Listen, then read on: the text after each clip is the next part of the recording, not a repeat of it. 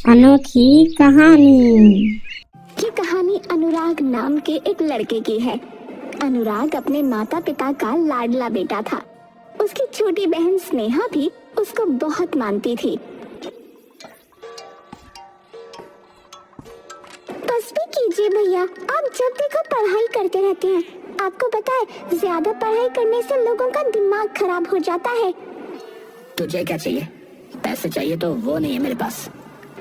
क्या भैया, आपको ऐसा लगता है कि मुझे जब भी पैसों की जरूरत होती है मैं तभी आपके पास आती हूँ? ऐसा नहीं है। तो फिर कैसा है? भैया एक्चुअली वो क्या है ना, मंथली टेस्ट में मेरे 0 मार्क्स आए हैं। टीचर ने बोला है पेरेंट्स के सिग्नेचर करने के लिए। आप भी तो मेरे पेरेंट्स हो ना, प्लीज भैया सिग्नेचर कर दो। वो तो मुझे पता ही था। तुझे ऐसे मेरी चिंता कहाँ होती है? दिखा, किधर साइन करना, दिखा। इधर।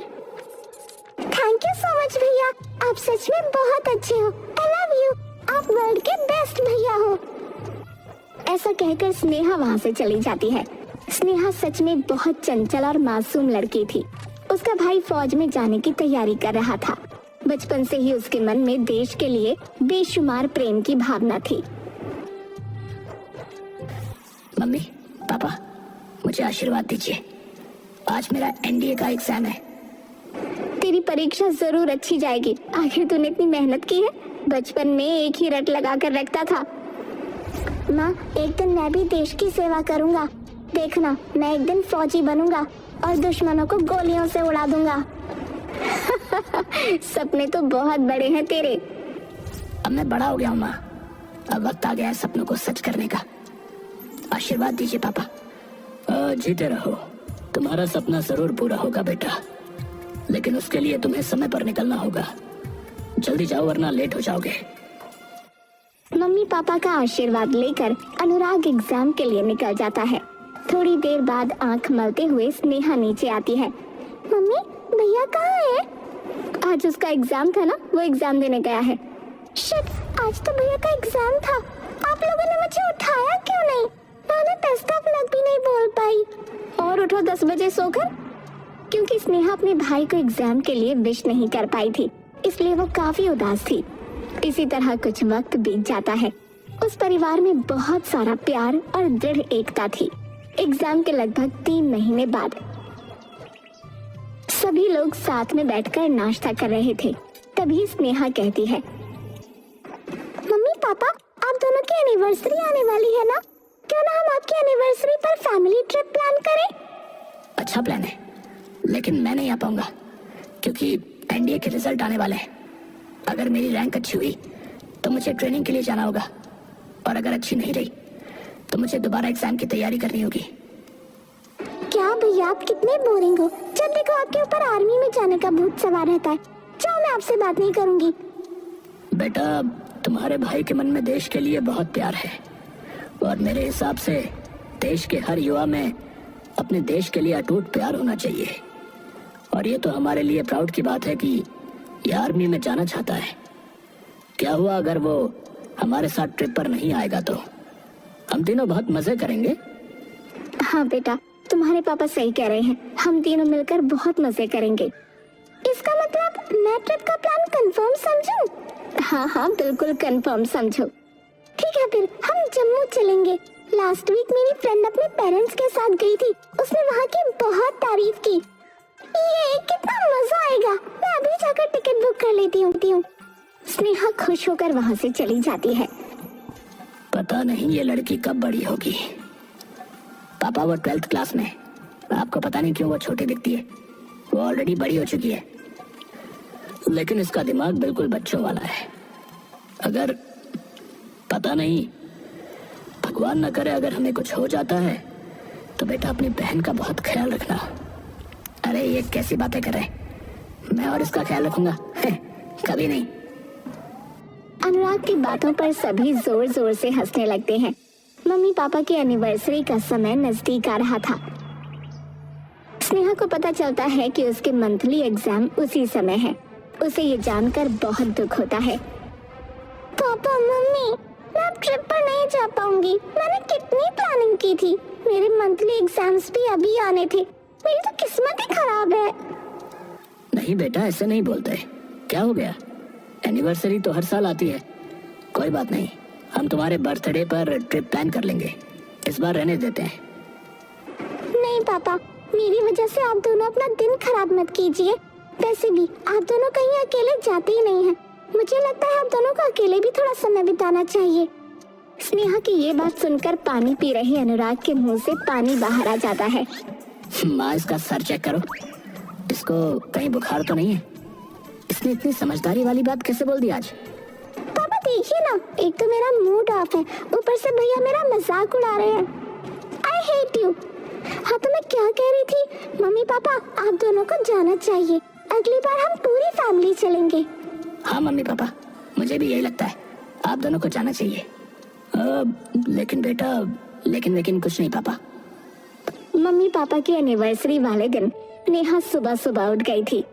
हैप्पी एनिवर्सरी मम्मी पापा, आप लोगों की फ्लाइट का समय हो गया है, आप लोग अभी तक निकले नहीं। बस जा ही रहे थे, पता नहीं अनुराग कहाँ रह गया। मम्मी, मैं आपकी एनिवर्सरी का तोहफा लेकर आया हूँ। आपको पता है, एग्जाम में मेरी बहुत अच्छी रैंक आई है। मेरा आर्मी में डायरेक्ट सिलेक्शन हो गया है। अरे ये तो बहुत अच्छी खबर है। मुझे नहीं लगता भाग्यवान की एनिवर्सरी का इससे अच्छा तोहफा कुछ और हो सकता है। जीते रहे मेरे लाल, अब तेरे ऊपर बहुत सारी जिम्मेदारियां आ गई हैं।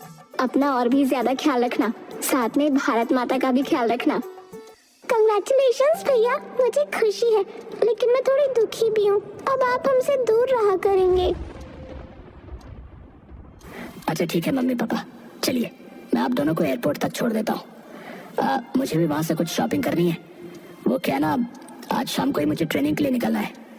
आप दोनों आराम से 15 से 20 दिन का ट्रिप करके आना। और छोटी, तू जल्दी से तैयार होकर स्कूल जा, तेरे एग्जाम है ना। ठीक है भैया, बाय मम्मी पापा, अपना ख्याल रखना। वो लोग ट्रिप के लिए निकल जाते हैं। शाम को अनुराग भी अपनी ट्रेनिंग के लिए चला जाता है। नेहा घर में बिल्कुल अकेली थी, उसका मन नहीं लग रहा था। 2 दिन बाद। हेलो मम्मी, कैसे हो? घूमने में मजा आ रहा है? हाँ बेटा, बहुत मजा आ रहा है। अच्छा हुआ हम लोग आ गए, अगली बार हम पूरा परिवार आएंगे। ये जम्मू की वादियाँ बहुत खूबसूरत दिख रही हैं। मैंने और तेरे पापा ने कम से कम 100 फोटो ली होंगी। अच्छा ठीक है, अब मुझे जलाना बंद करो। ये बताओ, भैया से बात हुई? कुछ दिनों में रक्षाबंधन आने वाला है, वो आएंगे कि नहीं? वो तो मेरा फोन ही नहीं उठाते। नहीं आएगा, तुम राखी भेज देना, इसमें परेशान होने वाली क्या बात है। मेरी कल शाम को उससे बात हुई थी, वो वहाँ पर ठीक है, उसकी ट्रेनिंग बहुत अच्छी चल रही है। ठीक है, अब मैं रखती हूँ। नेहा आराम से सो जाती है। अगली सुबह उसका फोन बार बार बज रहा था।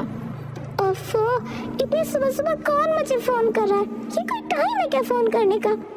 हेलो, कौन है? क्या ऐसा कैसे हो सकता है? कल ही मेरे पेरेंट्स से बात हुई है।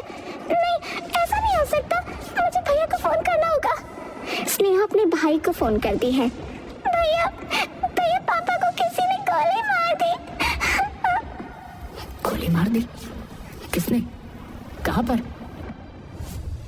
ये लड़की भी ना छोटी छोटी बातों पर परेशान हो जाती है। कह रही थी राखी आने वाली है, भैया आएंगे कि नहीं? कोई बात नहीं भाग्यवान, तुम इस हंसी वादियों के मजे लो। कितना खूबसूरत नजारा है ना? हाँ, लेकिन तुमसे ज्यादा नहीं। हाँ भी ना। कभी वहाँ बहुत ज्यादा भगदड़ मच जाती है और साथ ही गोलियों की आवाजें आने लगती हैं। क्या हुआ भाई साहब? अरे भैया, यहाँ से जल्दी चलिए, यहाँ कुछ आतंकवादी आ गए भैया, और वो बेवजह लोगों को मार रहे हैं। तभी एक आदमी जिसने अपने मुंह पर काला कपड़ा बांधा हुआ था वहाँ आ जाता है। देखिए, हमें कुछ मत कीजिए, आखिर हमने आपका क्या बिगाड़ा है? या अल्लाह, हमारा तो काम है काफिरों का नामो निशान मिटाना। ऐसा कहकर वो आतंकवादी पापा पर गोली चला देता है। मुझे भी मार दीजिए, जब आपने मेरे पति को मारा तो मुझे क्यों छोड़ दिया? मुझे भी मार दीजिए। तेरा पति मर गया, तुम तो वैसे ही आधी मर चुकी, तुम्हें मारने का अब कोई फायदा नहीं।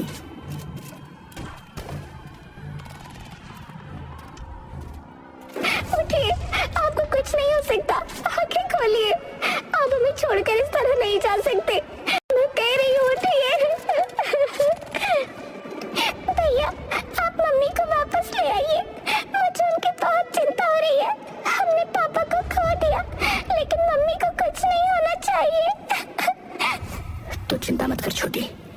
मैं माँ को सही सलामत लेकर वापस आऊंगा।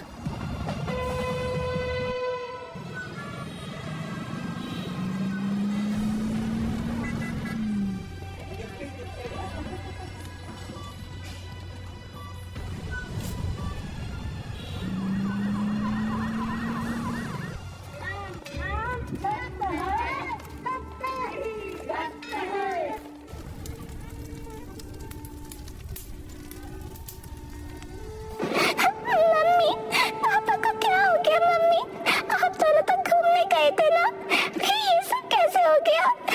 पापा की क्या गलती थी? मम्मी, सब कुछ खत्म हो गया। मेरे जीवन का अब कोई महत्व नहीं रह गया। संभालिए अपने आप को। आपका बेटा भारत माता की कसम खाता है, अपने पिता की मौत का बदला जरूर लूंगा, जरूर लूंगा। अनुराग की ट्रेनिंग फिर से शुरू हो गई थी। कुछ टाइम बाद अनुराग वापस घर आता है। भैया, आपने न्यूज़ देखी? जिन्होंने हमला किया था वो हमारे पड़ोसी देश के हैं और सरकार ने उनके खिलाफ एक्शन लेने का वादा किया है। हाँ छोटी, मैं सिर्फ एक दिन के लिए घर आया हूँ। कल से बॉर्डर पर मेरी ड्यूटी शुरू है। जल्दी पड़ोसी देश के साथ हमारी जंग शुरू हो सकती है। मैं सिर्फ तुझे बता रहा हूँ, मैं अगर वापस ना भी आऊँ तो तुम माँ को संभाल लेना। ऐसा मत कहो भाई, तुम्हें कुछ नहीं होगा। हम पहले ही पापा को खो चुके हैं। अगर तुम्हें कुछ हो गया तो मेरा और मम्मी का ख्याल कौन रखेगा?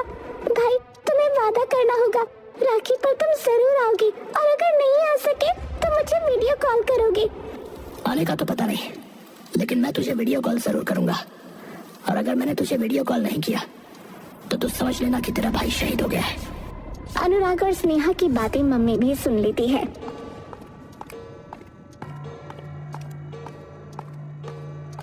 हमें तुझ पर गर्व है बेटा। मम्मी, आप यहाँ? हाँ, मैंने तुम्हारी बातें सुन ली। तेरे रगों में शेर का खून है। मुझे पूरा यकीन है तेरे हाथों से हमारे कई दुश्मनों की मौत होगी। तीनों की आंखों में आंसू थे। कुछ नहीं कहा जा सकता था कि वो खुशी के हैं या दुख के।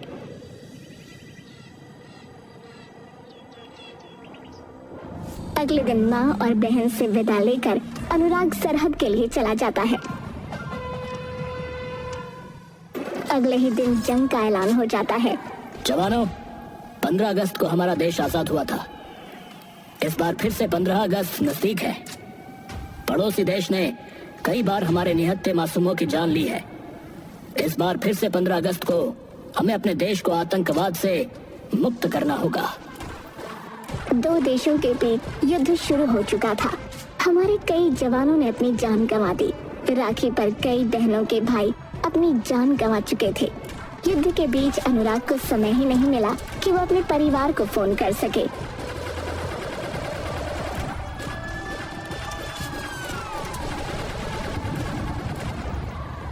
मम्मी, भैया ने कितने दिनों से फोन नहीं किया है। मैं कॉल करती हूँ तो कोई रिसीव नहीं करता। मुझे बहुत डर लग रहा है। माँ, कल राखी है, भैया फोन करेंगे ना? हाँ बेटा, अनुराग अपना वादा जरूर पूरा करता है।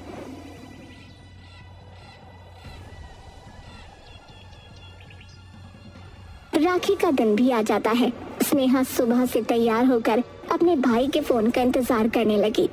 जैसे जैसे समय बीत रहा था, स्नेहा और उसकी माँ की सांसें बैठी जा रही थीं। मम्मी, 12 बज गए, थोड़ी देर और इंतजार कर ले। समय अपनी रफ्तार पर था।